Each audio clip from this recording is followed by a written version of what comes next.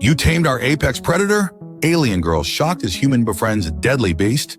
The dropship's engines roared as it descended through the thick atmosphere of Nebulon 6, a planet on the outer rim that most star charts labeled simply as unexplored. Commander Riker Davis stood at the viewport, watching as the dense jungle canopy rushed up to meet them, his weathered face reflected in the glass, a face that had seen too many battles and not enough peace. 2 minutes to touchdown, Commander, the pilot announced. Riker adjusted the straps on his tactical vest, leaving his muscular arms bare. The jungle heat would be brutal, and he'd learned long ago to dress for the environment, not for appearances. Though if he was being honest with himself, the tribal ink that wrapped around his biceps tended to make an impression on the locals of primitive worlds. "Remember," said Admiral Holt through the comms, "this is strictly reconnaissance.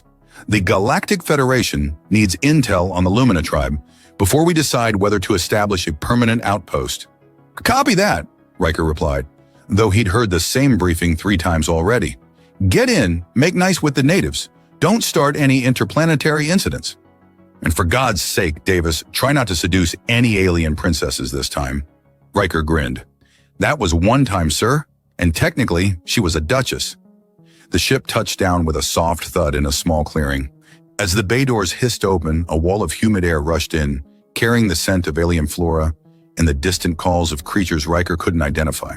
He grabbed his pack and stepped onto the soil of Nebulon 6. "I'll check in at 0800 tomorrow," he said into his wrist communicator. "Davis out." The dropship lifted off behind him, leaving him alone in the clearing. According to his intel, the Lumina village was less than 3 kilometers northeast. He activated his nav system and began the trek. The jungle was alive around him, vines that seemed to pulse with their own heartbeat, flowers that tracked his movement like curious eyes, and the occasional rustle in the underbrush that made him rest his hand on his sidearm. But nothing attacked, and after an hour of hiking, he caught his first glimpse of the village through the trees. The structures were organic-looking, grown rather than built, with glowing bioluminescent patterns adorning their surfaces.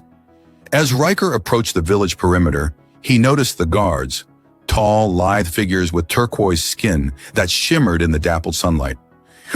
"Halt!" one called out in surprisingly good standard. "Identify yourself, outsider." Riker raised his hands in a universal gesture of peace. "Commander Riker Davis, Galactic Federation. I come with greetings and then an offer of friendship." The guards exchanged glances, their luminescent markings pulsing slightly. "The chief was expecting a Federation envoy," the lead guard said finally. "Follow me."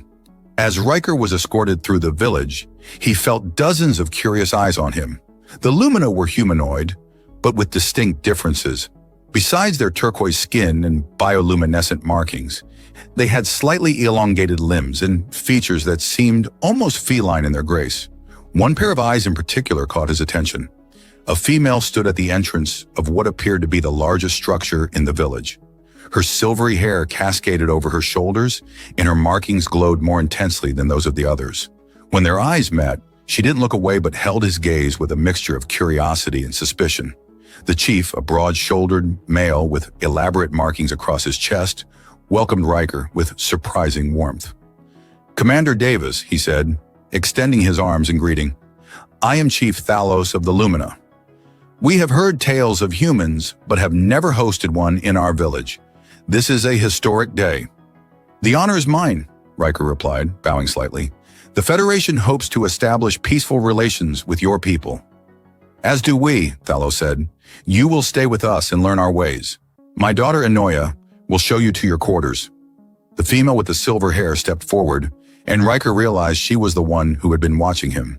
Up close, her blue eyes were even more striking, like the deepest parts of Earth's oceans. "This way, Commander," she said, her voice cool and formal. As they walked, Riker could feel the tension radiating from her. "You don't approve of my being here," he stated rather than asked. Anoya glanced at him. "My father is too trusting of outsiders. The last visitors to our world took without asking. Why should you be different?" "Because I'm asking," Riker said with a small smile, "and because I understand the value of respect." She led him to a small but comfortable dwelling at the edge of the village. "Rest. Tomorrow you will begin to learn about us." She turned to leave but paused. "And Commander, our jungle has many dangers. Do not wander alone." With that warning, she left him to settle in. Riker watched her go, intrigued by her caution and the mystery behind those ocean blue eyes. This assignment might be more interesting than he'd anticipated. As night fell, the bioluminescent patterns of the village structures intensified, bathing everything in a soft blue glow. From his doorway, Riker heard a distant roar that made the hairs on his neck stand up. Something large and predatory stalked the jungle beyond the village boundaries. He smiled to himself. Danger had never been something he ran from. Dawn broke over Nebulon 6 with a symphony of alien birdsong. Riker woke early, the mysterious roar from the previous night still echoing in his mind. Federation protocol dictated he should spend the day establishing diplomatic relations. But something about that primal sound called to him. He slipped out of his quarters before most of the village had stirred, his tactical pants and vest blending with the early morning shadows. The jungle welcomed him with its humid embrace, dew-laden leaves brushing against his bare arms as he moved silently through the underbrush. Riker followed his instincts, heading toward a small stream he'd spotted on his approach to the village. If this world was anything like others he'd explored, predators would frequent water sources in the early morning. The jungle thinned as he approached the stream, revealing a small clearing bathed in the golden light of dawn. And there, lapping at the water's edge, was the most magnificent creature Riker had ever seen. It resembled an earth tiger in form, but everything else about it was alien. Its fur shimmered with an ethereal pale blue glow, rippling like liquid starlight with each movement. The beast was massive, easily twice the size of an earth tiger, with 6 muscular legs and a tail that split into 2 prehensile appendages. Its eyes, when it raised its head to scent the air, were a deep violet that seemed to hold ancient wisdom. Riker remained perfectly still, not out of fear but respect. He'd encountered enough predators across the galaxy to know that sudden movements were universally unwelcome. The creature turned its head directly toward his hiding spot, nostrils flaring. Instead of retreating, Riker made a decision that would have had his commanding officers questioning his sanity. He stepped into the clearing, palms open at his sides. "Hello there," he said softly, his voice calm and steady. "You're quite the beauty, aren't you?" The beast growled, a sound that vibrated through Riker's chest. Its muscles tensed, ready to pounce or flee. Riker slowly lowered himself to one knee, maintaining eye contact. "I'm not here to hurt you, just passing through your territory." To his surprise, the creature's growl softened. It took a tentative step forward, then another, its massive head tilting in curiosity. "That's it," Riker encouraged. "Just getting to know the neighbors." When the beast was merely 2 meters away, it stopped, its violet eyes studying him intently. Riker remained still, his breathing even, his posture non-threatening. Then in a move that defied all logic, he extended his hand, palm up. The creature sniffed the air, then moved forward to sniff his hand directly. Its breath was warm against his skin, carrying the scent of the jungle and something metallic. "You're not so scary," Riker murmured. "Just misunderstood, I bet." As if understanding his words, the beast made a rumbling sound deep in its throat. Not a growl, but something almost like a purr. It pushed its massive head against Riker's hand. Riker laughed in delight as he began to stroke the creature's fur, which felt like silk beneath his fingers. "Well, I'll be damned. Ooh, by the sacred moons!" The shocked exclamation came from behind him. Riker turned to see Anoya standing at the edge of the clearing, her blue eyes wide with disbelief, her bioluminescent markings pulsing rapidly with what he assumed was fear or alarm. "You tamed our apex predator?" she gasped, her voice barely above a whisper. The beast, which Riker now realized must be the Azure Phantom he'd heard mentioned in his briefings, tensed at the newcomer but didn't flee. Instead, it pressed closer to Riker, as if seeking reassurance. "I think he's just lonely," Riker said with a small, easy smile. "Like all of us." Something in Anoya's expression shifted at his words. She took a cautious step forward, then another. The Azure Phantom has killed dozens of our hunters, she said, her voice trembling slightly. It's been the terror of our tribe for generations. Riker continued to stroke the creature's fur. Maybe he was just protecting his territory, or maybe he was afraid. The Phantom rumbled contentedly under his touch, its dual tails swishing lazily. How did you do this? Anoya asked, now standing just a few paces away. Our bravest warriors have tried to kill it for centuries. That might be your answer right there, Riker said. I didn't approach him as something to be conquered or killed, just as another being sharing this world. Anoya's gaze moved from the beast to Riker, seeing him with new eyes. Her markings shifted from a pulsing alarm to a softer, steadier glow. You are not what I expected, Commander. Riker, he corrected with a warm smile. And what did you expect? She moved closer, her silvery hair catching the morning light. Arrogance, aggression? The previous outsiders who came to our world displayed both in abundance. Not all humans are the same, Riker said, just as I imagine not all Lumina are the same. The Azure Phantom, seemingly content with the attention, settled down beside Riker, its massive body relaxed. Anoya watched in amazement as Riker casually leaned against the creature's flank. Would you like to join us? He asked, patting the ground beside him.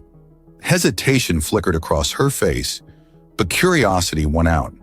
She approached slowly and sat beside him, her body tense. He won't hurt you, Riker assured her. Here. He took her hand. Her skin was surprisingly warm against his, and guided it to the Phantom's fur. The creature tensed momentarily, then relaxed as Anoya's fingers tentatively stroked its shimmering coat. Her face transformed with wonder, her markings glowing with a new pattern Riker hadn't seen before. This is impossible, she whispered, but her smile betrayed her delight. As they sat together in the morning light, the fearsome predator purring between them, Riker became acutely aware of Anoya's proximity. The scent of her, something like cinnamon and starlight, filled his senses. When their eyes met over the Phantom's back, the air between them seemed to charge with an energy that had nothing to do with fear or diplomacy. By midday, word of Riker's encounter with the Azure Phantom had spread through the village like wildfire. As he and Anoya returned from the jungle, the Lumina stopped their daily activities to stare, their bioluminescent markings flickering with a mixture of awe and disbelief.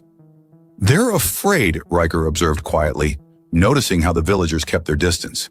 And not afraid, Anoya corrected, her shoulder occasionally brushing against his as they walked. Astounded. The Azure Phantom has been our tribe's greatest terror for generations. My great-grandfather lost his life to its claws, as did many of our strongest hunters. Chief Thalos emerged from his dwelling, his expression unreadable as he approached them. Is it true, he asked, his deep voice carrying across the suddenly silent village square. You made contact with the Azure One? Riker nodded. We did. He's not the monster your people believe him to be. A murmur rippled through the gathering crowd. From their midst, a tall, heavily scarred Lumina male stepped forward. Unlike the others, whose markings pulsed with curiosity, his blazed with unmistakable anger. This outsider makes a mockery of our traditions, he declared, pointing an accusatory finger at Riker. The Azure Phantom has claimed the lives of our bravest warriors, including my brother, and now this, human claims to have tamed it like a common pet? Korath, Anoya addressed him, her posture straightening defensively. Commander Davis meant no disrespect. The beast responded to respect, Riker interjected calmly. Not fear, not aggression. Perhaps that's why your hunters failed. Korath's markings flared brighter. You dare suggest our hunters lacked courage? Not courage, Riker replied. Perspective. Chief Thalos raised his hand, silencing the growing murmurs. Korath, your grief for your brother is understood by all. But if the outsider has found a way to approach the Azure One without bloodshed, this could change everything for our people. Or bring the beast directly to our doorstep? Korath countered. What happens when it follows its new friend into our village? How many more will die then? The crowd's anxiety was palpable, their markings pulsing in rapid, discordant patterns. I would never endanger your people, Riker said firmly. The Phantom remained in his territory. He has no interest in the village. Korath scoffed. You claim to know the mind of a beast after one encounter? Our hunters have tracked it for generations. Perhaps that's exactly why Commander Davis succeeded where others failed. Enoya suggested, her voice gaining strength. He approached without the history of conflict that clouds our interactions with the Azure One. Riker glanced at her, surprised and touched by her defense. Their eyes met briefly, and the intensity in her gaze sent a wave of warmth through his body that had nothing to do with the jungle heat. Chief Thalos considered this. There is wisdom in my daughter's words. Tonight we will hold council to discuss this development. Until then, Commander, I ask that you refrain from further expeditions to the beast territory. Of course, Riker agreed with a respectful nod. As the crowd dispersed, Korath approached Riker, stopping close enough that Riker could see the intricate patterns of his facial markings. Our ways are not yours, outsider. The Azure Phantom is not some puzzle to be solved by your Federation curiosity. It is a killer, and those who forget that end up dead. With that warning, he stalked away, leaving Riker and Enoya alone in the village square. I apologize for Korath, Enoya said softly. His brother's death left deep wounds. No apology needed, Riker replied. I understand loss. Enoya studied him, her head tilted slightly. You are surprising, Riker Davis. Most outsiders we've encountered have tried to impose their understanding on our world. You seem to seek understanding instead. The way she said his name sent another pleasant shiver down his spine. That's the whole point of exploration, he said with a small smile. Not to conquer, but to learn. She led him toward a secluded area near the edge of the village, where a small stream created a natural boundary between the settlement and the jungle. The afternoon sun filtered through the canopy, casting dappled light across her turquoise skin, making her markings shimmer like stars. Our council will debate for hours, she said, sitting gracefully on a smooth stone beside the water. Some will fear change, others will embrace it. This is our way. Riker sat beside her, acutely aware of how their bodies nearly touched. And which are you, Enoya? One who fears change or embraces it? Her blue eyes met his, unblinking. I have always been cautious of outsiders, but today, her markings shifted to a pattern he hadn't seen before. A slow, rhythmic pulsing that seemed to emanate from her core. Today I saw something impossible become possible. The Phantom? Yes. And she hesitated, her gaze dropping to his lips for the briefest moment. And the way you approached him, without weapons, without fear, it was beautiful. The air between them seemed to charge with electricity. Riker felt drawn to her in a way that transcended diplomatic protocol or even basic caution. There was something in her eyes and the way her markings pulsed that spoke a language his body understood, even if his mind couldn't translate it. In my culture, he said, his voice lower than before, we have a saying, fear closes doors, courage opens them. In our culture, she replied, leaning slightly closer, we believe that when two souls recognize each other, the universe itself takes notice. Her hand moved to rest lightly on his forearm, her touch sending a jolt of electricity through his system. The markings on her fingers glowed brighter where they contacted his skin. And what happens then? Riker asked, his heart racing as he leaned imperceptibly closer. Then, Enoya whispered, her breath warm against his face, we honor that recognition. The distance between them vanished as their lips met, tentatively at first, then with growing certainty. Her mouth was warm, her taste exotic, like nothing Riker had experienced before. Where their skin touched, her bioluminescent markings glowed with increasing intensity, casting a soft blue light that enveloped them both. The council chamber hummed with tension as the Lumina elders gathered in a circular formation, their markings pulsing in agitated patterns. Riker stood in the center beside Chief Thalos while Enoya watched from her designated place among the female advisors. The kiss they had shared hours earlier still lingered on Riker's lips, a secret warmth amid the growing hostility in the chamber. The outsider claims to have tamed the Azure Phantom, Chief Thalos announced, his deep voice resonating through the organic structure. This could herald a new era of safety for our people. Korath stepped forward, his scarred face set in grim determination. Or it could be a deception. Words are easy, Chief. Actions prove truth. Murmurs of agreement rippled through the assembly. "What would you have me do?" Riker asked, meeting Korath's challenging stare. "Prove your bond with the beast," Korath declared. "Bring the Azure Phantom to the village edge at dawn. Let our people see this miracle for themselves." Gasps and exclamations filled the chamber. Even Chief Thalos looked troubled by the suggestion. "You ask the impossible," an elder protested. "The beast would slaughter us all." "Exactly," Korath replied with a cold smile. "Unless our visitor truly has the power he claims." Riker felt Enoya's gaze on him, saw the concern in her eyes. Their connection, so new and fragile, hung in the balance alongside his mission. "I accept," Riker said firmly, "but I won't endanger your people. I'll bring the Phantom to the clearing beyond the eastern boundary, close enough to observe, far enough for safety." Before further debate could erupt, a commotion outside interrupted the council. A young Lumina scout burst into the chamber, his markings flashing in alarm patterns. "Forgive the intrusion, Chief," he gasped. "Strange vessels have landed in the Northern Valley, metal-skinned outsiders with machines that tear at the earth. They've established a perimeter and are advancing toward the Phantom's territory." The council erupted in chaos. Chief Thalos raised his hands for silence. "How many?" he demanded.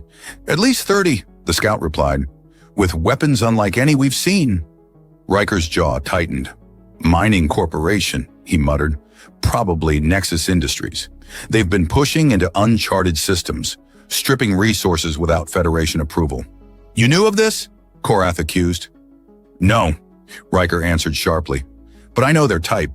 They won't respect your territorial claims or your customs. To them, this planet is just another asset to exploit." Chief Thalos turned to Riker, his expression grave. "What would these outsiders want with the Azure Phantom's territory?" Probably not the Phantom itself," Riker explained, "but something beneath the surface. Minerals, rare elements. Something valuable enough to justify an unauthorized expedition." The implications settled over the assembly like a shadow. Whatever the corporation sought, their presence threatened not just the village, but the delicate ecosystem of Nebulon 6. "We must prepare defenses," Korath declared, momentarily setting aside his animosity toward Riker. "And I still intend to meet my challenge," Riker added. "The Phantom may be key to understanding what's happening. These corporations don't just randomly select dig sites." As the council dispersed to prepare, Inia approached Riker, her markings pulsing in a pattern he was beginning to recognize as concern. "Two impossible tasks in one day," she said softly. "Even for a human, that seems ambitious." Riker smiled, resisting the urge to touch her in front of the others. "I've faced worse odds. Have you?" Her eyes searched his. "Well, no," he admitted with a low chuckle. "But confidence is half the battle." They walked together toward his quarters, the village around them buzzing with preparations. Under the guise of strategic planning, they slipped inside, and the moment the door closed, Enoya was in his arms, her mouth finding his with urgent need. "This is madness," she whispered against his lips, her markings glowing intensely where their bodies pressed together. "Korath has set you an impossible task, and now these new outsiders—" "I'll handle both," Riker promised, his hands tracing the luminescent patterns along her spine, marveling at how they brightened at his touch. "In my culture," Enoya said, drawing back slightly to meet his gaze, "when we face great danger, we believe in bonding our life energy with those we care for. It strengthens both spirits for the challenges ahead." Her meaning was clear in the way her body arched against his, in the heat of her gaze. Riker cupped her face gently. "And in my culture," he replied, his voice husky with desire, "we have similar beliefs about facing the unknown with someone special." Their lips met again, more urgently this time. Clothing fell away as they discovered each other's bodies, her skin glowing brighter with each caress, his muscles tensing under her exploring touch. The differences between their species became points of fascination rather than division, each new discovery drawing gasps of pleasure and wonder. In the dim light of his quarters, as the sounds of the village preparing for potential conflict filtered through the walls, they found a moment of perfect unity.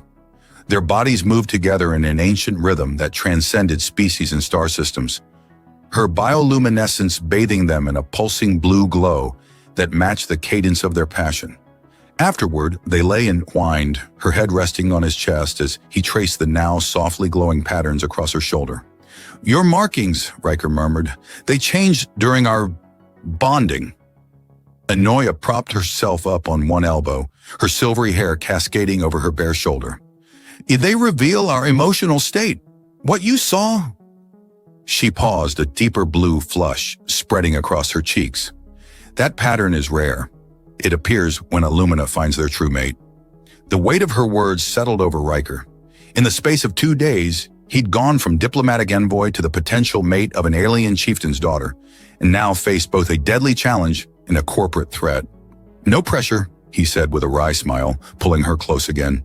Outside, the distant sound of machinery echoed through the jungle, a reminder that their newfound connection would soon be tested by forces beyond their control. The jungle before dawn was a symphony of sounds and scents. Riker moved silently through the undergrowth, his senses heightened by both training and the lingering sensation of Anoya's touch on his skin. Her scent still clung to him, exotic and intoxicating, a reminder of their night together. He'd left her sleeping, reluctant to wake her after their passionate bonding. The memory of her luminescent patterns, pulsing in rhythm with their shared pleasure, brought a smile to his face even as he focused on the task ahead. The stream where he'd first encountered the azure phantom glimmered in the pre-dawn light. Riker knelt beside it, dipping his fingers into the cool water. He didn't call out or make any sudden movements, just waited, projecting calm and openness into the surrounding forest. 20 minutes passed before a rustling in the undergrowth announced the phantom's arrival. The massive predator emerged from the foliage, its pale blue fur catching the first rays of dawn, making it appear to glow from within. "Morning, big guy," Riker said softly. "I could use your help today." The beast approached cautiously, sniffing the air. When it reached Riker, it nudged his shoulder with its massive head, nearly knocking him over. "Easy there," Riker laughed, scratching behind one of its pointed ears. "I need to understand what those outsiders want with your territory." As if comprehending his words, the phantom turned and began walking deeper into the jungle, away from the stream. After a few paces, it looked back at Riker expectantly. "You want me to follow? All right, I'm game." The phantom led him through dense vegetation for nearly an hour, moving with surprising stealth for such a large creature. Eventually, they reached the edge of a steep ravine.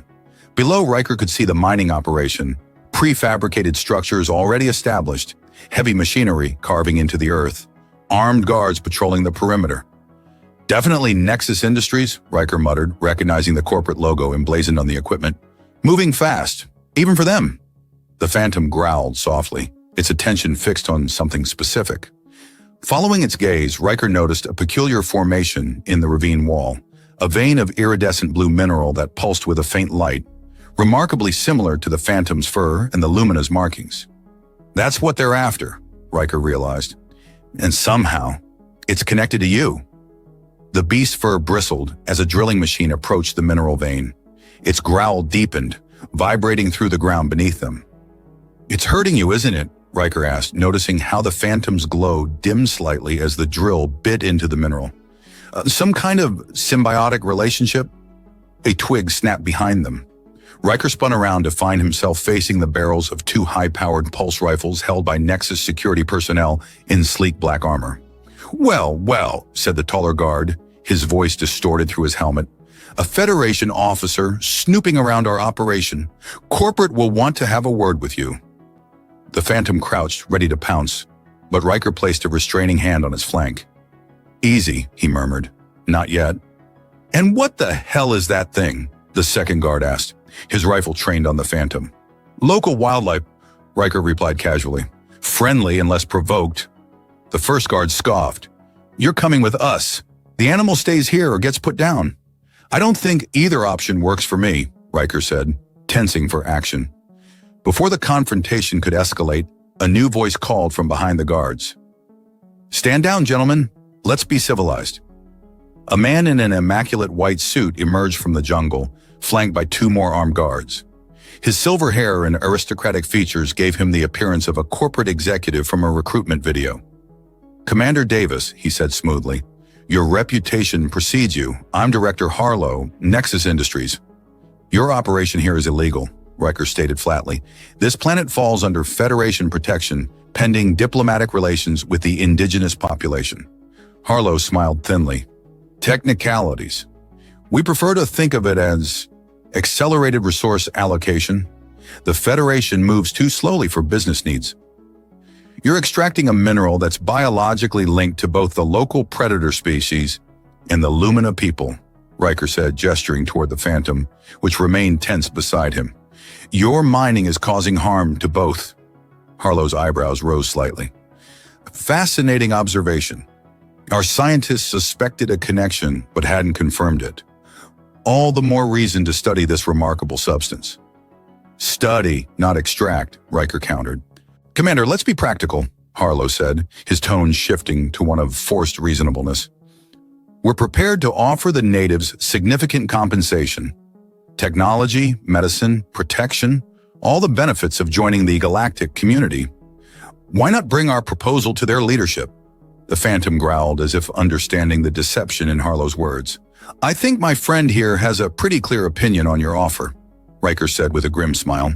Harlow's pleasant facade cracked slightly. That beast is nothing but an evolutionary accident. The mineral, what we're calling luminite, has applications that could benefit billions across the galaxy. Surely you can see the greater good here. What I see is corporate greed masquerading as altruism, Riker replied. But sure, let's take your proposal to the village. I'm curious to hear how you'll spin this. Harlow's smile returned. Excellent. We'll dispatch a diplomatic team immediately.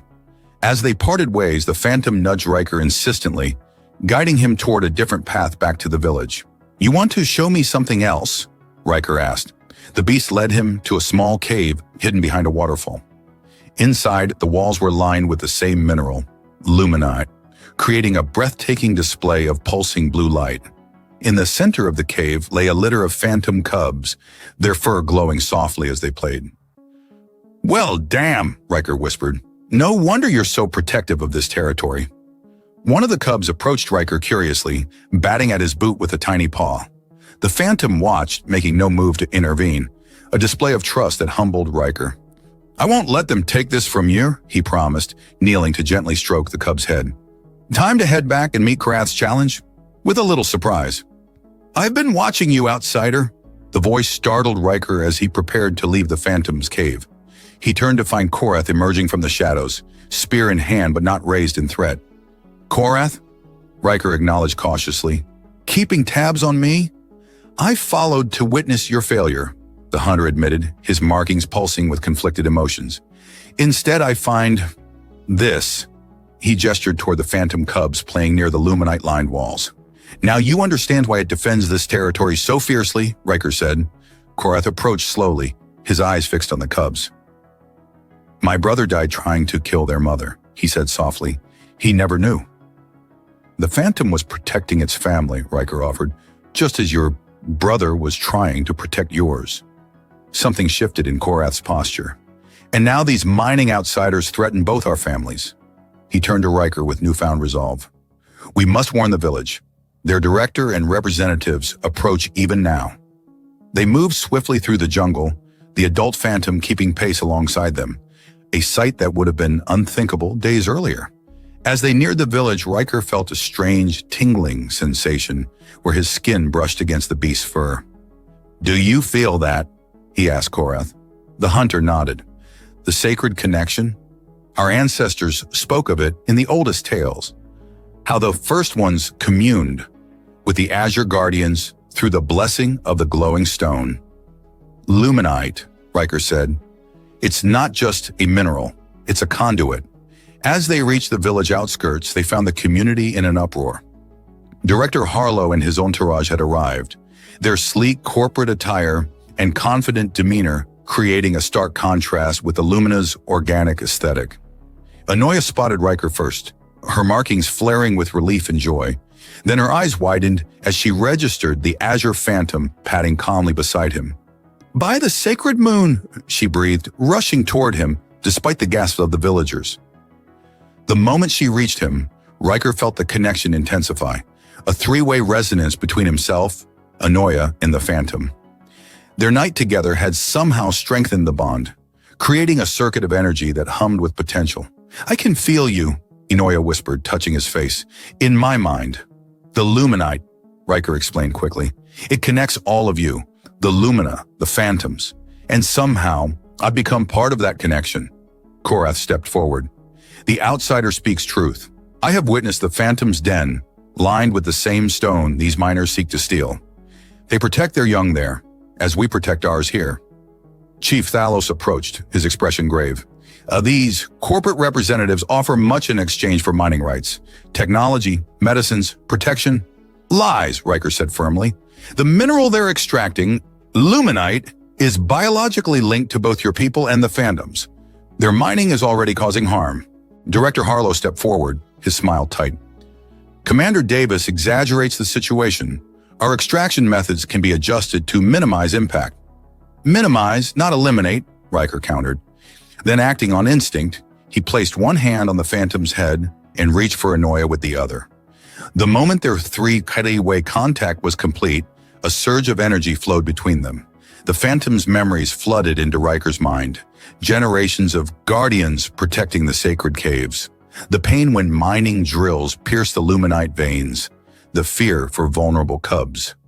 Simultaneously, he felt Inoya's consciousness, her people's history intertwined with the Phantoms.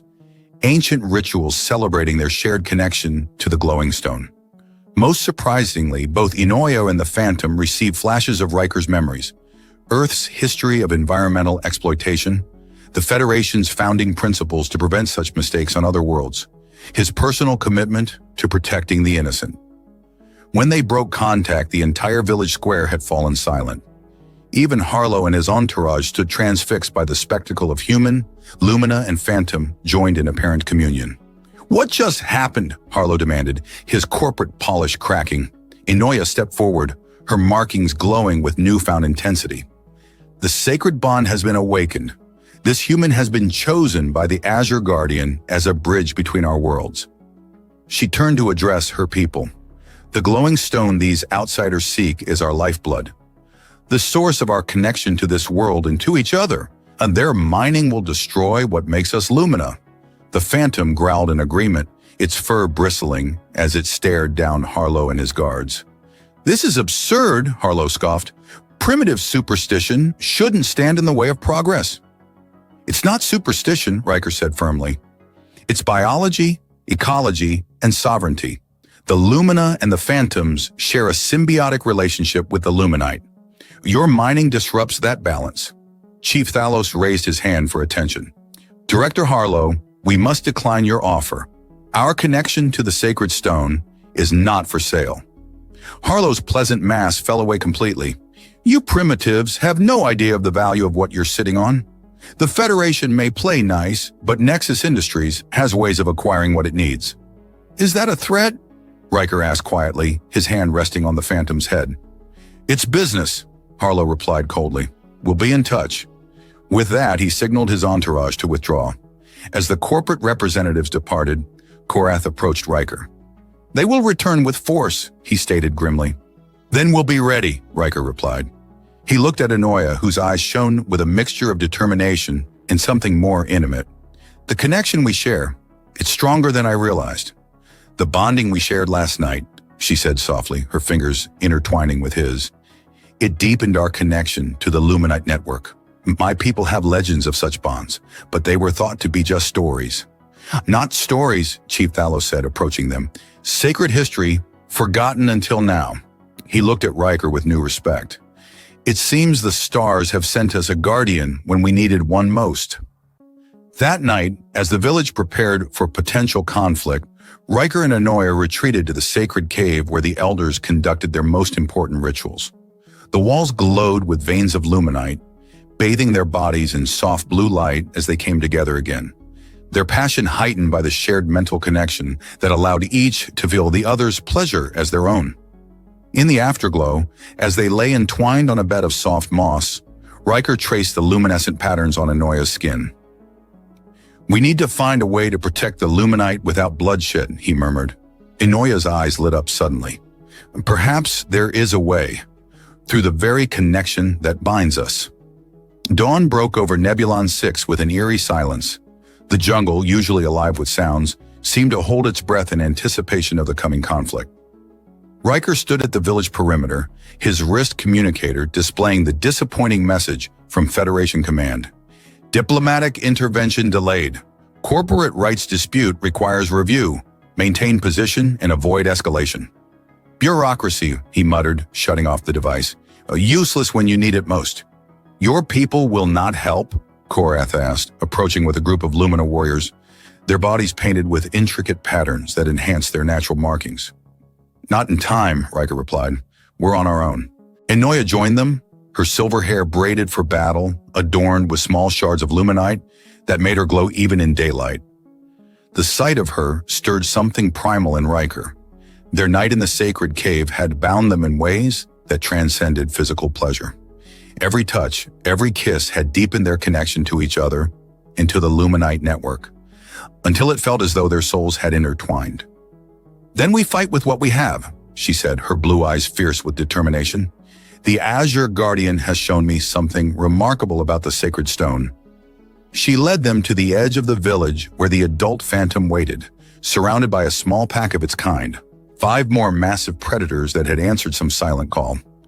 Holy shit, Riker breathed, earning a smile from Enoya, who had grown fond of his human expressions. The luminite evolves when threatened, she explained.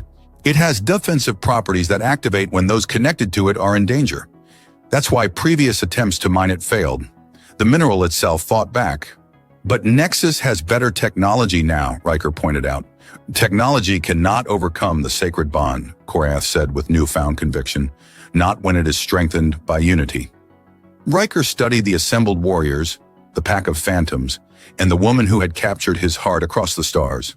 A plan began to form in his mind, one that played to their strengths rather than trying to match Nexus's firepower. We don't need to defeat their entire operation, he said. Just convince them that mining here costs more than it's worth. By midday, their preparations were complete. Scouts reported that Nexus forces were mobilizing on armed personnel carriers and mining mechs advancing through the jungle toward the village. Riker gathered everyone for final instructions. Remember, we're not trying to win a war. Just make a point. Use the jungle, use your connection to the luminite, and above all, stay alive. He turned to Enoya, pulling her close for a moment that felt both private and eternal despite the eyes upon them. Ready to show these corporate suits what happens when they mess with your world? Her markings pulsed with a pattern he now recognized as love. Ready to show them what happens when they face a human who understands the true power of connection. The Nexus forces arrived with the subtlety of a supernova, crashing through the jungle in armored vehicles, cutting down ancient trees to clear a path. Director Harlow led from a hovering command platform, his white suit immaculate despite the humid jungle air. Final chance to negotiate, he called through an amplifier as his forces formed a perimeter around the village clearing. Surrender mining rights or be relocated by force. Riker stepped forward alone, unarmed, the picture of calm defiance. You might want to reconsider that position, Director. Harlow laughed. One man against my security force. I admire your courage, Commander, misplaced though it is. Not one man, Riker replied with a smile. One connection. He placed his hand on a nearby tree trunk, where a vein of luminite ran just beneath the bark. Instantly, the mineral began to glow brighter, the light spreading from tree to tree throughout the jungle like a network awakening. On cue, the phantoms emerged from the undergrowth, surrounding the Nexus forces. Not attacking, just present, their fur glowing with the same intensity as the luminite veins. What is this? Harlow demanded, his confidence wavering. This, Riker said, is what happens when you threaten a world that's more connected than you understood. As if responding to his words, the ground beneath the mining equipment began to shimmer. Veins of luminite pushed up through the soil, wrapping around treads and drills, immobilizing the machinery. The mineral glowed hotter where it touched metal, beginning to melt through critical components. Impossible, Harlow whispered, watching as his expensive equipment was systematically disabled by what he had dismissed as a simple resource. The Lumina warriors emerged next, their markings pulsing in perfect synchronization with the phantoms and the luminite veins. They carried no weapons but moved with absolute confidence. The sacred stone protects its own, Anoya declared, stepping to Riker's side. It has evolved over millennia to defend against those who would exploit it. One of the Nexus guards panicked and fired his rifle. The energy bolt struck a patch of exposed luminite and was absorbed, the mineral glowing brighter before releasing the energy back in a diffuse wave that knocked several guards off their feet without causing serious harm. "Stand down!" Harlow ordered his forces, his face pale. "Stand down immediately!" Riker approached the hovering command platform, the lead Phantom padding silently beside him. "Here's what's going to happen, Director. You're going to leave this planet and report to your board that mining here is unfeasible, too dangerous, too costly." "And why would I do that?" Harlow asked, though his bravado had evaporated. "Because," Riker said, reaching up to place one hand on the platform's edge, causing its systems to flicker as luminite energy interfered with the circuitry. "The alternative is explaining how you lost an entire expedition and millions in equipment to a primitive superstition." The platform lurched, nearly throwing Harlow off balance. The Phantom growled, its violet eyes fixed on the Director. "Fine," Harlow spat. "We're leaving, but the Federation will hear about this interference with corporate interests." "I'm counting on it," Riker replied with a grin. Within hours, the Nexus forces had retreated, their damaged equipment abandoned in the jungle. As the last transport lifted off, cheers erupted from the Lumina village. That evening, a celebration unlike any Riker had witnessed unfolded. The village glowed with luminite-enhanced decorations. Music filled the air, and for the first time, phantoms roamed freely among the Lumina. The ancient fear replaced by newfound respect. Chief Thalos approached Riker, who stood with his arm around Anoya's waist. "You have restored an ancient balance, Commander. The Azure Guardians were never our enemies, but our protectors, a truth forgotten through generations of fear." "Humans have a talent for building bridges," Riker said, squeezing Anoya gently. "Sometimes between worlds, sometimes between species." "Will you return to your Federation now?" the Chief asked. Riker looked at Anoya, whose markings pulsed with the question she couldn't voice aloud. "Actually, I was thinking of requesting a permanent diplomatic posting here. Someone needs to ensure Nexus doesn't try again, and..." He smiled at Anoya. "I've found something worth staying for." Later, as they lay together in the sacred cave, their bodies entwined in the afterglow of passion, Anoya traced the contours of Riker's face. "You never truly tamed the Azure Phantom, did you?" Riker chuckled. "No one tames something that magnificent. I just showed it respect." "Yet you tamed me," she teased, her markings pulsing with playful light. "I think it was the other way around," he replied, pulling her closer. "Humans may look tough, but we're suckers for a woman who can glow in the dark." Her laughter echoed through the cave, mingling with the soft purr of the Phantom that guarded the entrance. No longer a feared beast, but a partner in protecting the world they all now shared. Outside, beneath the alien moons, the jungle of Nebulon 6 pulsed with renewed life. The Luminite network strengthened by the most unexpected connection of all. A human who understood that the greatest power in the universe wasn't technology or weapons, but the ability to forge bonds across the stars.